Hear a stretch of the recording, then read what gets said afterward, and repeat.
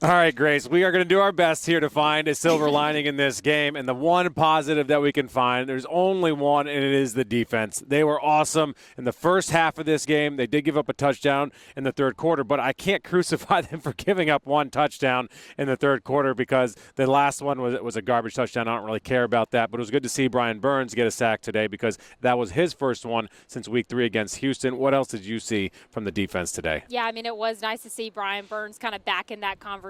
We said that the game seemed to kind of slow down for him. He was able to read his assignments a little bit more. But yeah, the defense just is so tough, right? I mean, they've had to make up so much this season already, and in this game, they've had to make up for the Carolina offense. And today, I just thought the goal line stand, them holding them, especially after that play got called back. It was supposed to be a touchdown. It got ruled back, and then they held them 4 and out right there, and that was huge for the team. It gave confidence a little bit to the team, but the offense couldn't help them out. And you want to talk about how good this defense was. They started the game off punt, turnover on downs. They allowed a field goal, another punt, another punt. That's the first half. They opened up the second half with punt, one touchdown, a field goal, and then finally that garbage touchdown. This defense didn't even bend early on. And then eventually they were like, all right, listen, if the offense isn't going to do anything, we got to take our licks. We got to get off the field. It was ugly. Here are the guys after the game about the defense being positive, though. We let too many plays get away from us, just from a technique standpoint, just like a person doing their job, making the play when it's their turn to make the play. And I feel like we just let the game get away from us.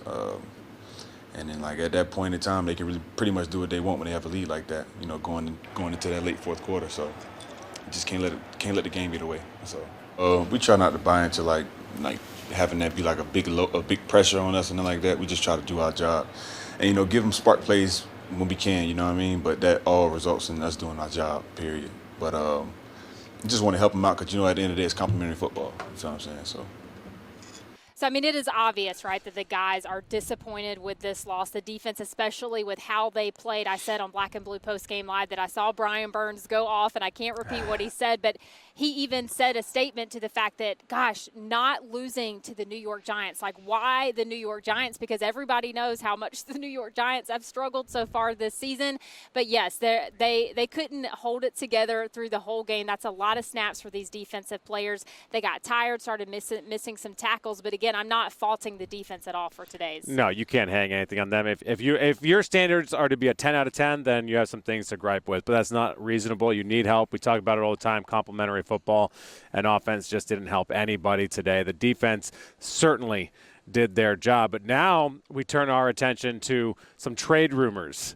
So, Grace, Deshaun Watson, what do you think? Do you think that the Panthers should make a move for Deshaun Watson? Talk about that a little bit because we want to have our opinion thrown in here a little bit later here on CSL.